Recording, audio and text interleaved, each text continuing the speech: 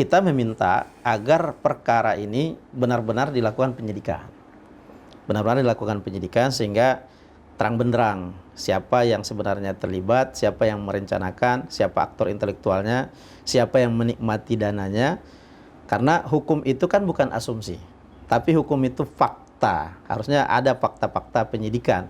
Kalau tidak dilakukan seperti itu, maka ini akan terus bergelinding sebagai isu politik saja.